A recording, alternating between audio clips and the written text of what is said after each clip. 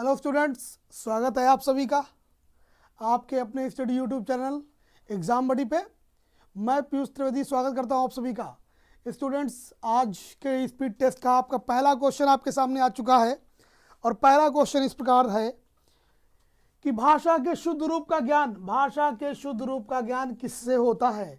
देखिए, एक बात समझिएगा, भाषा का शुद्ध बोलना, शुद्ध लिखना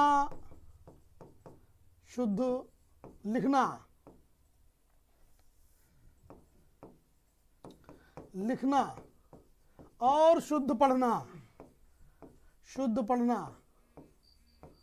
आप सब जानते हैं यही किस माध्यम से किया जाता है। बिल्कुल, ये होता है व्याकरण के माध्यम से। बिल्कुल, विकल्प भी बिल्कुल सही है, विकल्प भी व्याकरण के माध्यम से। आइए अगले प्रश्न पे चलते हैं। क्वेश्चन नंबर 2, हिंदी में स्वतंत्र रूप से बोले जाने वाले अक्षर क्या कहलाते हैं। Good evening to all of you students.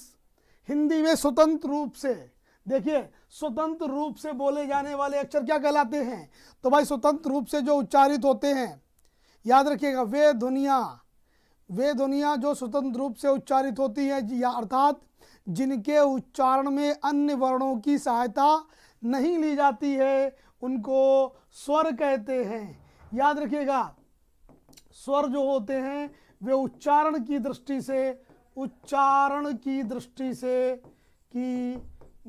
से स्वतंत्र होते हैं। ठीक है, स्वतंत्र होते हैं, इसलिए विकल्प ए बिल्कुल सही हो जाएगा। याद रखिएगा, वहीं पर जो व्यंजन होते हैं, बिल्कुल अच्युत त्रिवेदी, विकल्प भी बिल्कुल सही है। वहीं पर याद रखिएगा, जो व्यंजन होते हैं वे स्वरों की सहायता से बोले जाते हैं। आइए अगले प्रश्न पे चलते हैं।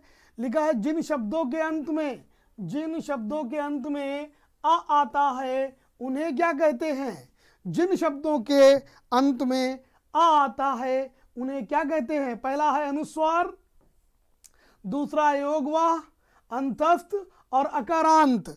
आपके अजय प्रताप सिंह और बहुत बहुत आशीर्वाद आप सभी को, बहुत बहुत आशीर्वाद। बताइए भाई, जिन शब्दों के अंत में जो ये लघु आ है, यदि ये आता है तो उन्हें क्या कहते हैं। अनुस्वार, अयोगवा, अंतस्थ, अकारांत। तो याद रखिएगा, मैंने बहुत डिटेल में इस पर डिस्कशन किया है। याद रखिएगा, जिन शब्दों के अंत में लघु आता है उन्हें अकारांत कहते हैं। अकारांत। वहीं पर जिनके बाद में या अंत में दीर्घ आता है, यानी कि बड़ा आ, उन्हें आकारांत कहते हैं। याद रखिएगा। चलिए आगे चलते हैं अगले प्रश्न पे। लिखा है, यहां पर निम्नलिखित प्रश्न में दिए गए शब्दों में प्रयुक्त संधि के प्रकार का चयन उसके नीचे दिए गए विकल्पों में से कीजिए। आपका प्रश्न यहाँ पे कवीश्वर में बताइए कौन सी संधि होगी। कवीश्वर में कौन सी संधि होगी। आपका पहला ऑप्शन है दीर्घ संधि, गुण संधि, व्यंजन संधि और स्वर संधि। देखिए, संधियों में आपको कुछ बातें समझनी होंगी। जहां पर मात्राओं के आधार पे जब संधि के प्रकार चयन करने होते हैं, वे सभी स्वर संधियां हो जाती हैं। एक बात, स्वर संधियां हो जाती हैं। अच्छा, स्वर संधि तो है, लेकिन ये स्वर संधि में देखिए, यहां पर आप देख रहे हैं वा पर दीर्घ ई लगी हुई है, इसलिए याद रखिएगा, स्वर संधि के साथ साथ में यह स्वर संधि का एक प्रकार है, वो है दीर्घ संधि का। याद रखिएगा, जब आपको बड़ा आ की मात्रा दिख जाए, बड़ी ई की मात्रा दिख जाए, या फिर बड़ा ऊ की मात्रा दिख जाए, तो वहां पर हो जाएगी दीर्घ संधि हो जाएगी। विकल्प ए बिल्कुल सही है। आइए अगले प्रश्न पे चलते हैं। बताइए, इत्यादि में कौन सी संधि होगी। इत्यादि में कौन सी संधि होगी। पहला विकल्प है आपकी यड़ संधि, दीर्घ संधि, विसर्ग संधि, गुण संधि। तो देखिए, एक बात समझिएगा, भाई विसर्ग संधि तो हो नहीं सकती क्योंकि विसर्ग का प्रयोग ही नहीं किया गया है, इसलिए यह तो नहीं होगी। अब देखिए यहां पर हमें यह भी समझना है कि दीर्घ और गुण में से मैंने बताया आपको, दीर्घ और गुण में से यहां पर जो है अगर आप देखें इति इति इति और आदि बन रहा है, तो वहां पर इति और आदि में आप देखें कि दीर्घ मात्राओं का जो है वह संयोग नहीं बन रहा है, इसलिए यह दीर्घ भी नहीं होगी। और गुण संधि में याद रखिएगा, गुण संधि जो होगी उसमें एक ही मात्रा आनी चाहिए, एक ही मात्रा यदि नहीं है तो वह गुण संधि भी नहीं होगी। यहाँ पे इत्यादि आए आए औ यानी कि यल संधि होगी। विकल्प ए बिल्कुल सही है। धर्मवीर बेटा बहुत अच्छे, प्रयास करिए, सभी लोग प्रयास करिए उत्तर देने का। देखिए बहुत अच्छे प्रश्नों को मैंने रखा यहाँ पे आज। विकल्प में से उपयुक्त तो समास बताइए। दशानन में कौन सा समास होगा? शब्द को ध्यान से देखिए, शब्द क्या है? दशानन, दशानन, दशानन। और दशानन याद रखिएगा, यह शब्द आप जानते हो, दशानन 10 है आनंद जिसके, 10 है आनंद जिसके, 10 है आनंद जिसके, क्या कहलाएगा? अजय वर्मा आप दे रहे हो ऑप्शन ए दिगु। याद रखना बेटा, जब कभी ऐसे शब्द आ जाएं जिनसे किसी अन्य व्यक्ति का पर्याय निकलता हो या उस शब्द से अन्य अर्थ निकलते हों या पर्यायवाची शब्द हों, याद रखिएगा वे क्या कहलाते हैं? वे बहुव्रीहि समास कहलाते हैं, बहुव्रीहि समास कहलाते हैं। याद रखिएगा विकल्प बी इसका सही हो जाएगा। दशानन अर्थात रावण, अर्थात कौन? रावण। इसलिए याद रखिएगा इसमें आपका विकल्प बी बिल्कुल सही हो जाएगा। द्विगु समास याद रखिएगा, जो द्विगु समास होता है वो संख्यावाचक जरूर होता है, यानी कि जो प्रथम पद होता है वो संख्या का सूचक होता है, लेकिन वहीं पर जो रावण आप देखिए किसको हम बोलते हैं? दशानन अर्थात रावण। या ऐसे जब पर्याय निकल जाए, पर्यायवाची शब्द बन जाएं, तो वे क्या हो जाएंगे? बहुव्रीहि कहलाएंगे। अगले प्रश्न की ओर चलते हैं। बताइए रोग पीड़ित, रोग पीड़ित में कौन सा होगा? रोग पीड़ित में कौन सा होगा? आपका पहला विकल्प है कर्मधारय, दूसरा है द्वंद्व, बहुव्रीहि और तत्पुरुष। बताइए इनमें से कौन सा समास होगा? रोग पीड़ित में कौन सा समास होगा? देखिए ध्यान दीजिएगा, रोग पीड़ित में आप अगर देखेंगे तो इसको ध्यान से पढ़ते हैं तो कैसे पढ़ोगे बेटा? रोग से पीड़ित, रोग से पीड़ित, यानी यहां पर जो से है, से विभक्ति लुप्त है, से विभक्ति संबंध कारक होती है, और जितनी विभक्तियों से संबंधित अगर कोई समास होता है तो वो तत्पुरुष समास कहलाता है। विकल्प डी बिल्कुल सही होगा, विकल्प डी बिल्कुल सही है। आइए अगले प्रश्न पे चलते हैं। अगला प्रश्न है, कह रहे निम्नलिखित नीचे दिए वर्ग में से विकल्पों में से तत्सम शब्द का चयन करना है। भाई किस शब्द का चयन करना है? हमें तत्सम शब्द का चयन करना है। चांद, चंद्रमा, चंदर, चंद, इसमें से तत्सम शब्द को हमें चयनित करना है। देखिए तत्सम शब्द क्या होते हैं? वे शब्द जो संस्कृत के समान होते हैं, ठीक है, संस्कृत के समान होते हैं, यानी कि संस्कृत भाषा से जो आए हैं वे क्या कहलाते हैं? तत्सम शब्द कहलाते हैं। तो याद रखिएगा इसमें जो चांद है, चंदर और चंद, ये सभी जो हैं तद्भव हैं। चंद्रमा लेकिन इसमें तत्सम शब्द है, इसलिए विकल्प बी बिल्कुल सही होगा, विकल्प बी बिल्कुल सही होगा। चंद्रमा, चंद्रमा जो है वह तत्सम शब्द है। आइए आगे देखते हैं। ये देखिए इसमें से बताइए तत्सम शब्द कौन है? छेद, डंडा, विवाह, सींग। देखिए जब आप तत्सम शब्द को चयनित करें तो ध्यान रखिएगा कि तत्सम शब्द का चयन करते समय याद रखिए आप कि उनका उच्चारण करें, और वो यदि वो आपको संस्कृत के समान या शुद्ध हिंदी के प्रतीत होते हैं तो याद रखिएगा वे क्या हो जाएंगे? तत्सम शब्द हो जाएंगे। यहाँ पर छेद, डंडा, विवाह, सींग में विकल्प सी बिल्कुल सही है। विवाह, बिल्कुल सही है, यह एक तत्सम शब्द हो जाएगा, यह एक तत्सम शब्द हो जाएगा। बहुत बढ़िया, अगले प्रश्न पे चलते हैं। बताइए इसमें से कौन सा तत्सम शब्द है? हंसी, कपूर, ओज, आम। ध्यान देखिए, हंसी, कपूर, ओज, आम, कौन सा इसमें तत्सम शब्द है? तत्सम शब्द मैंने बोला आपको, जब आप इनका वाक्य प्रयोग करेंगे तो ये आपको शुद्ध हिंदी के या संस्कृत के शब्दों के समान दिखाई देने चाहिए। तो आप देखेंगे हंसी, कपूर, ओज और आम में जो है हंसी तो नहीं है, कपूर भी नहीं क्योंकि कर्पूर होता है इसका, और आम्र भी आम तद्भव है, इसलिए ओज जो है यह बिल्कुल सही हो जाएगा। विकल्प सी बिल्कुल सही है। बहुत अच्छे, विकल्प सी बिल्कुल। संजय, सपन यादव, सपना यादव, बिल्कुल सही। विकल्प आपका जो सी है वो सही है। वेरी गुड, बहुत अच्छे। धर्मवीर आपने ए दिया था, वो गलत था बेटा। और आइए देखते हैं इसमें से खेत, नहर, निर्मम, कुछ, इनमें से कौन सा शब्द एक तत्सम शब्द है? इनमें से कौन सा एक तत्सम शब्द है? खेत, नहर, निर्मम, कुछ। तो याद रखिए खेत की अगर बात करें तो यह तद्भव है, क्योंकि इसका जो तत्सम है वह क्षेत्र है, क्षेत्र। फिर आपके पास में यह तो रहा नहीं नहर, निर्मम और कुछ, तो इसका विकल्प क्या हो जाएगा? अनुजम प्रजापति। अनुजम प्रजापति कह रहे विकल्प सी बिल्कुल सही, विकल्प सी बिल्कुल सही बेटा। निर्मम जो है आपका ऑप्शन राइट हो जाएगा। निर्मम, देखिए निर्मम जो शब्द है बिल्कुल शुद्ध हिंदी का शब्द है ना, तो याद रखिएगा जो निर्मम है वह एक तत्सम शब्द है। बहुत अच्छे, अगले प्रश्न की ओर चलते हैं। इसमें बताइए सुमन, नाखून, कौवा, बहाव, इसमें से कौन सा, इनमें से कौन सा शब्द आपको तत्सम शब्द दिखाई देता है? ध्यान से देखिए,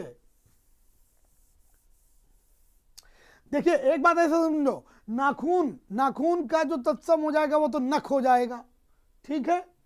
फिर है आपका एक शब्द सुमन, कौवा और बहाव। तो इसमें यदि आप देखेंगे तो जो सुमन है, सुमन, वह जो है बहुत ही शुद्ध हिंदी का शब्द है। याद रखिएगा पुष्प के लिए प्रयुक्त होता सुमन। यह विकल्प ए बिल्कुल सही हो जाएगा। यह एक तत्सम शब्द है।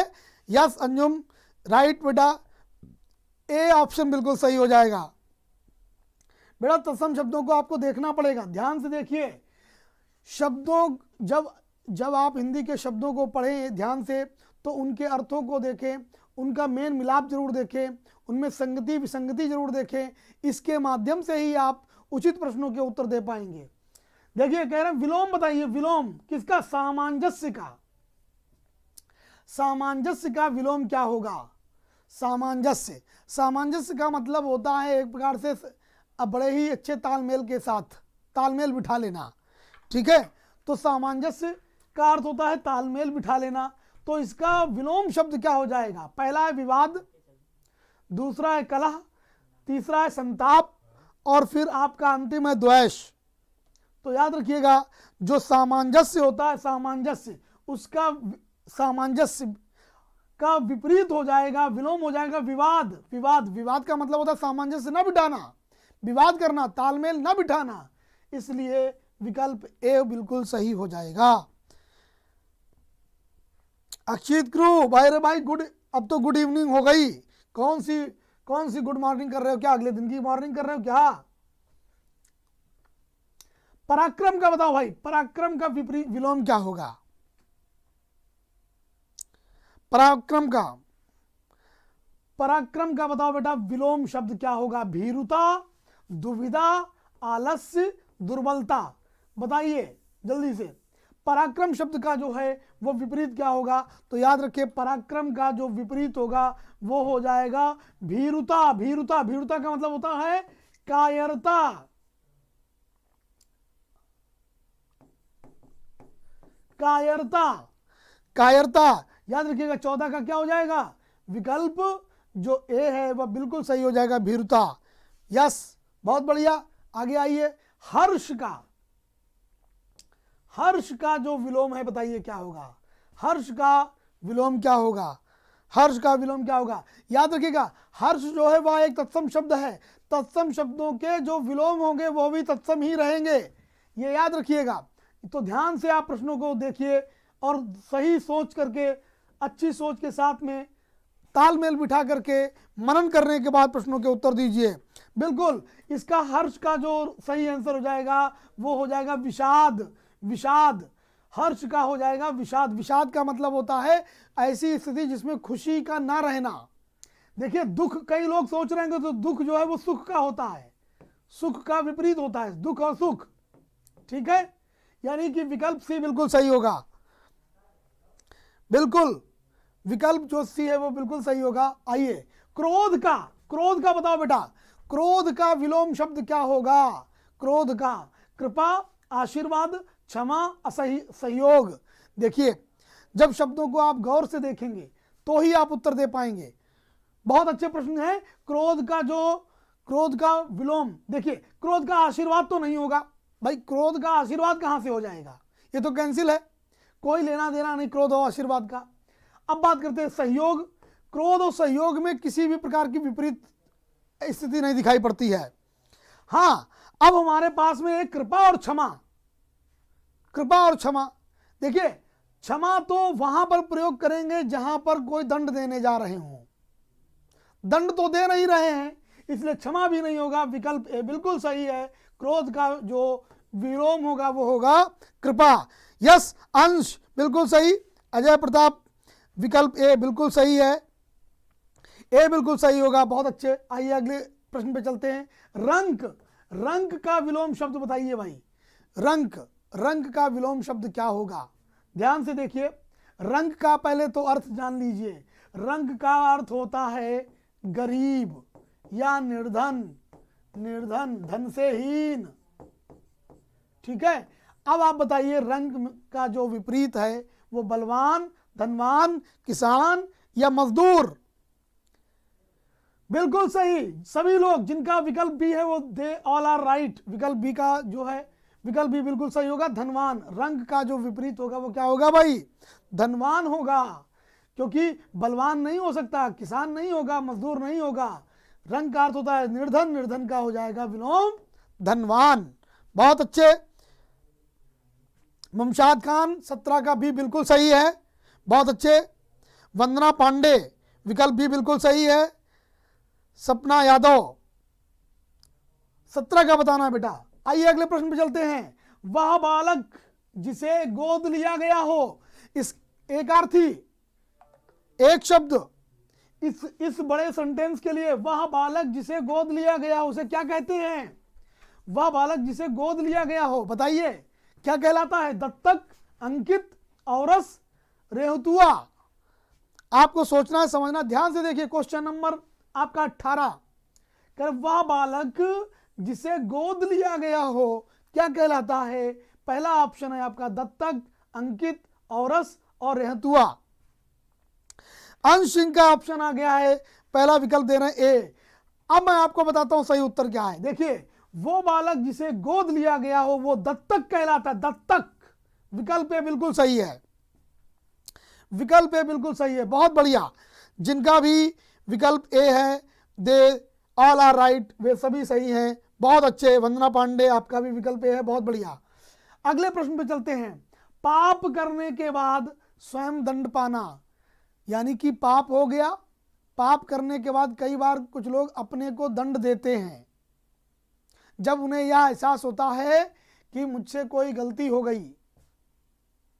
तो वह स्थिति क्या कहलाती है? पाप करने के बाद स्वयं दंड पाना, वह स्थिति क्या कहलाती है? प्रायश्चित, पश्चाताप, प्रताड़ना, इनमें से कोई नहीं।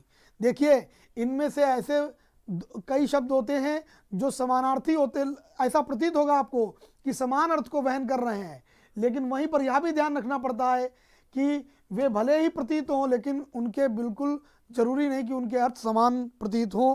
प्रतीत होने से जरूरी नहीं कि उनके अर्थ भी समान हों। चलिए मैं बताता हूं। यहां पर उत्तर आपका आया बी और ए, और बी और ए में आपका कंफ्यूजन है। मैं बता दूं, पाप करने के बाद स्वयं दंड पाना यह होता है प्रायश्चित। प्रायश्चित होता है प्रायश्चित। देखिए प्रायश्चित करना प्रायश्चित करने में दंड दिया जाता है। पश्चाताप का अर्थ होता है कि ये एहसास कर लेना कि मैंने गलती की है, यानी कि अपनी गलती को स्वीकार कर लेना एक प्रकार से, यह पश्चाताप होता है। लेकिन उस गलती को स्वीकार करके दंडित करना अपने आप को, यह प्रायश्चित कहलाता है। विकल्प ए बिल्कुल सही है। बहुत अच्छे रमेश सिंह, बिल्कुल सही। दीप्ति दुबे, विकल्प ए बिल्कुल सही, बहुत अच्छे। अंश, आपका विकल्प बी है, ये गलत है, ए बिल्कुल सही होगा। अगला प्रश्न, जिसका इलाज ना हो सके क्या कहेंगे उसको? आपने देखा हो कुछ ऐसे रोग होते हैं जिनका इलाज नहीं हो पाता है, उनको हम लोग क्या कहते हैं? तो कह रहे जिसका इलाज ना हो सके। तो पहला ऑप्शन है आपका असाध्य, दुसाध्य, क्लिष्ट, अशोध्य। जल्दी से बताइए भाई, जिसका इलाज ना हो सके उसको क्या कहेंगे? उसके लिए क्या आएगा? याद रखिएगा, ऐसे रोग जिनका इलाज ना हो सके असाध्य कहलाते हैं। असाध्य, विकल्प ए बिल्कुल सही है, असाध्य होता है, असाध्य। विकल्प ए बिल्कुल सही होगा, बहुत अच्छे। अगले प्रश्न की ओर चलते हैं। जो धन को व्यर्थ व्यय करता हो, ऐसा व्यक्ति जो धन को व्यर्थ में खर्च करता हो, बिना सोच समझे खर्च करता हो, वो अपने पैसे की परवाह किए बगैर उसको खर्च करते चला जा रहा हो, ऐसा व्यक्ति जो धन को व्यर्थ में खर्च करता हो, व्यय करता हो, क्या कहेंगे? कृपण, मितव्ययी, अल्पव्ययी, अपव्ययी। अब समझिएगा, इन शब्दों के जब आपको अर्थ आते होंगे या आपने कभी आपने वाक्य में प्रयोग किए होंगे तो आपको बड़ी सहजता होगी। देखिए, जो धन को व्यर्थ व्यय, व्यय का मतलब होता है खर्च करता हो। तो देखिए, कृपण का मतलब होता है कंजूस, ठीक है। मितव्ययी का मतलब होता है कम खर्च करने वाला, और अल्पव्ययी, अल्प का मतलब होता है कम, इसका भी अर्थ है कम खर्च करने वाला। फिर बचा क्या हमारे पास? विकल्प डी, यही बिल्कुल सही है, अपव्ययी यानी कि बिना सोचे समझे पैसे की बर्बादी करना। बहुत बढ़िया, वंदना पांडे, डी सही है। अजय प्रताप, विकल्प डी बिल्कुल सही। अंजुम प्रजापति, विकल्प डी बिल्कुल सही। अगले प्रश्न पे चलते हैं। मजदूर मेहनत करता है किंतु उसके लाभ से वंचित रहता है। मजदूर मेहनत करता है लेकिन उसके लाभ से वंचित रहता है। यह बताना है किस प्रकार का वाक्य है। एक सरल वाक्य है, मिश्र वाक्य है, संयुक्त वाक्य है, इनमें से कोई नहीं। देखिए, थोड़ी सी पहचान करनी पड़ेगी वाक्यों में। हिंदी भाषा में वाक्यों की पहचान के लिए आपको बहुत ही सामान्य तौर पे कुछ बातों का अगर ज्ञान है, जानकारी है तो पहचान कर ले जाएंगे। जैसे अगर कुछ वाक्यों में कुछ जैसे किंतु, एवं, तथा ऐसे शब्दों का प्रयोग कर दे तो याद रखिएगा वे संयुक्त वाक्य होते हैं। यहां पर आप ध्यान दीजिए, किंतु शब्द का प्रयोग किया गया, ये क्या हो जाते हैं? संयुक्त वाक्य होते हैं। विकल्प सी बिल्कुल सही है, विकल्प सी बिल्कुल सही है, बिल्कुल सही। बहुत अच्छे, बहुत अच्छे। जानकारी नोट करते रहिए, ध्यान से देखते रहिए। जिधर धुआं दिखाई दिया सब लोग उधर ही दौड़ पड़े। अब यहां ध्यान देना, मैं बहुत इंपॉर्टेंट बात बता रहा हूं। कई बार आप क्या देखोगे, एक वाक्य में दो दो उपवाक्य होते हैं, और जब एक उपवाक्य दूसरे उपवाक्य पर निर्भर हो, यानी वाक्य में कही गई एक बात दूसरी बात पर निर्भर करती हो, तो वहां पर क्या होता है मैं आपको बताता हूं। लेकिन पहले देखिए, अगर हम इसको छुपा लें, हम इसको छुपा लीजिए, जिधर धुआं दिखाई दिया इसको छुपा लो, और अब ये पढ़ो, सब लोग उधर ही दौड़ पड़े। तो प्रश्न हुआ किधर दौड़ पड़े? तो इसका उत्तर क्या आया? जिधर धुआं दिखाई दिया। यानी यह वाला उपवाक्य इस वाले पर निर्भर करता है। जहां जिस वाक्य में एक उपवाक्य दूसरे उपवाक्य पर निर्भर करता हो, आश्रित हो, वे सभी कहलाते हैं मिश्र वाक्य। विकल्प सी बिल्कुल सही है। वंदना पांडे बिल्कुल सही। लालू सिंह, विकल्प सी बिल्कुल सही, वेरी गुड, बहुत अच्छे।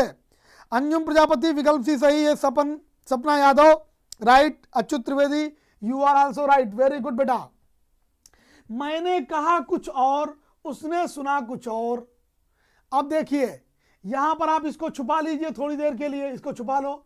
और उसने सुना कुछ और, उसने सुना कुछ और, तो क्या सुना कुछ और, तो क्या सुना कुछ और का प्रश्न है। मैंने कहा कुछ और, मैंने कहा कुछ और, उसने सुना कुछ और, यानी यह उपवाक्य इस पर निर्भर करता है। तो एक उपवाक्य दूसरे उपवाक्य पर जब निर्भर करे तो क्या हो जाएगा, मिश्र वाक्य हो जाएगा। विकल्प सी बिल्कुल सही है। बहुत अच्छे, वेरी गुड, बहुत बढ़िया, सभी के विकल्प सही हैं, वेरी गुड। अगले प्रश्न पे आइए। बताइए भाई, अंगूठा दिखाने का क्या मतलब होता है। अंगूठा दिखाने का क्या मतलब होता है। देखिए, देने से इनकार करना, अपमान करना, हंसी उड़ाना, धोखा देना। देखिए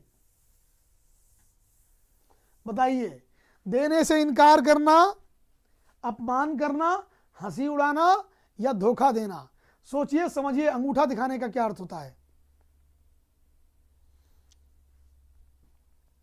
ध्यान से देखिए, अंगूठा दिखाने का क्या अर्थ होता है, जल्दी से बताइए भाई, अंगूठा दिखाने का क्या अर्थ होता है।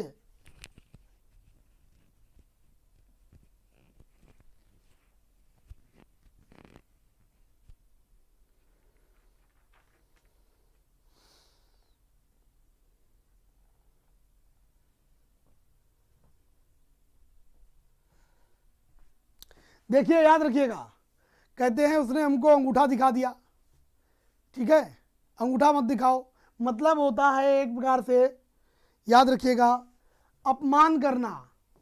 अंगूठा दिखाना मतलब अपमान करना। विकल्प भी बिल्कुल सही है, विकल्प भी बिल्कुल सही है बेटा। देने से इनकार करना नहीं होता है। हाँ, वैसे एक बात अगर हम देखें, अंगूठा दिखाने का अर्थ सही मायने में देने से इनकार करना ही होगा, बिल्कुल सही, देने से इनकार करना। जैसे हम कुछ मांगने गए, हाँ बिल्कुल बिल्कुल बिल्कुल सही, हम कुछ मांगने गए और उसने हमको अंगूठा दिखा दिया, मतलब वो चीज हमको नहीं दी, तो विकल्प ए बिल्कुल सही होगा बेटा, बिल्कुल सही, विकल्प ए आप सभी सही हैं। जिसका जिसका जिसका जिसका ए है वे सभी सही हैं। देने से इनकार करना, वेरी गुड, बहुत बढ़िया। यस बेटा, देने से इनकार करना, बिल्कुल सही, देने से इनकार करना, यही इसका सही होगा। विकल्प ए बिल्कुल सही है, विकल्प ए, बहुत बढ़िया। आइए आगे चलते हैं। अंधे के हाथ बटेर लगना, अंधे के हाथ बटेर लगना।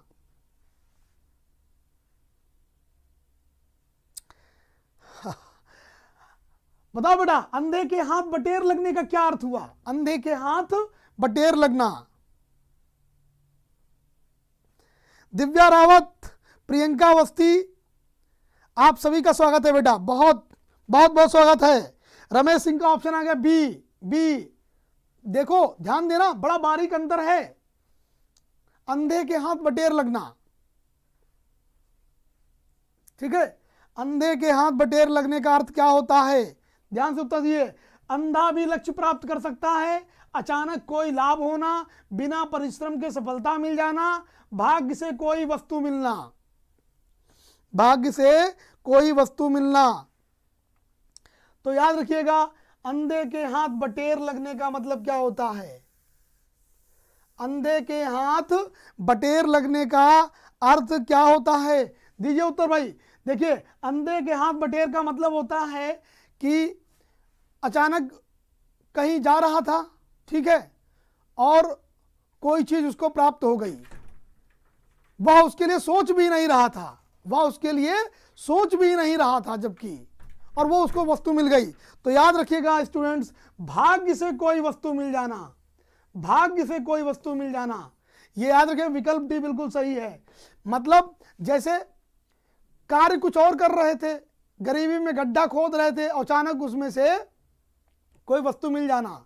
तो याद रखिए कि वह ऐसा नहीं है कि वो प्रयास नहीं कर रहा था, कर कुछ और रहा था, लेकिन कोई मूल्यवान वस्तु की प्राप्ति हो गई, प्रयास कुछ और कर रहा था और मिल कोई बहुत ही मूल्यवान वस्तु गई तो कहते अंधे के हाथ बटेर लग गया, अंधे के हाथ बटेर लग गया। भाग्य से कोई वस्तु, क्योंकि चीजें जो होती है वो परिश्रम से मिलती हैं, लेकिन भाग्य से कोई वस्तु मिल गई तो क्या हो गया, अंधे के हाथ बटेर लग गई। विकल्प डी बिल्कुल सही है। आइए अगले प्रश्न पे चलते हैं। लिखा कान का कच्चा, कान का कच्चा का मतलब क्या होता है भाई, कान का कच्चा बताइए। कान का कच्चा, कान का कच्चा कम सुनने वाला, बहरा, कोई बात सुनकर उसे पचा न सकने वाला, शीघ्र विश्वास कर लेने वाला। ध्यान से देखिए, बहुत बढ़िया प्रश्न है ये। कान का कच्चा, कहे कान के कच्चे हो क्या, कहते कान के कच्चे हो क्या, तो कान के कच्चे का अर्थ क्या होता है, कान के कच्चे का अर्थ होता है ऐसे व्यक्ति जो किसी व्यक्ति की बात का बहुत ही जल्दी से विश्वास कर लेते हैं, अपनी समझ का प्रयोग ही नहीं करते हैं। किसी ने कुछ आके बताया और उसका विश्वास कर लिया, तो उनको कहते कान के कच्चे हैं। कहे इनको चाहे जो कुछ पढ़ा दो, इनको चाहे जो कुछ समझा दो। इसलिए बेटा क्या हो जाएगा, विकल्प डी बिल्कुल सही है, शीघ्र विश्वास कर लेने वाला। अंजुम प्रजापति राइट, रमेश सिंह आप भी सही हैं, बिल्कुल सही। अगले प्रश्न पे चलते भाई। अब बताओ, अच्छा घाट घाट का पानी पीना, कहते घाट घाट का पानी पिया है क्या, अरे उन्होंने घाट घाट का पानी पिया है, इसका अर्थ क्या होता है, मारा मारा फिरना, शिक्षा ग्रहण करना, तीर्थ यात्रा करना, अनुभवी होना। जब आप लोग बताते हैं, प्रियंका बेटा भी बताते हैं, पहले ये बताओ घाट घाट का पानी पीना क्या अर्थ होगा इसका, मारा मारा फिरना, शिक्षा ग्रहण करना, तीर्थ यात्रा करना या अनुभवी होना। तो आप सब जानते हो, हम लोग जब इस शब्द का प्रयोग करते हैं कि उसने तो घाट घाट का पानी पी रखा है, इसका अर्थ होता है कि उसके पास बहुत सारा अनुभव है। इसलिए विकल्प डी बिल्कुल सही है, बहुत अच्छे। जिनका भी यस, अंजुम, केशव त्रिवेदी सी नहीं होगा बेटा, डी होगा। धर्मेंद्र कुमार बिल्कुल सही, डी राइट राइट राइट। अगले प्रश्न में चलिए। किसे रसराज कहा गया बेटा, जब आप रस पढ़ते हैं ना, रस याद रखिएगा, तो रस में किस रस को रसराज कहा गया है, किस रस को रसराज कहा गया है, ध्यान से देखिए, किस रस को रसराज कहा गया है।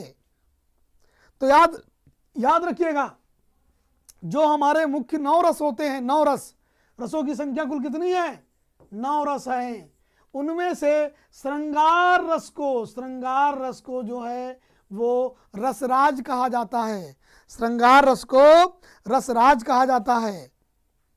ठीक है, तो स्टूडेंट्स भाई ये थे आज के हमारे 30 क्वेश्चंस आज की स्पीड टेस्ट के। जल्दी मिलेंगे अगले स्पीड टेस्ट में। कमेंट करके जरूर बताइएगा कि आज का स्पीड टेस्ट कैसा लगा, और कमेंट बॉक्स के साथ साथ में आप लोग यह भी बताएं कि और किस प्रकार का आप लोग स्पीड टेस्ट चाहते हैं, ऐसी जानकारी भी जरूर शेयर किया करें।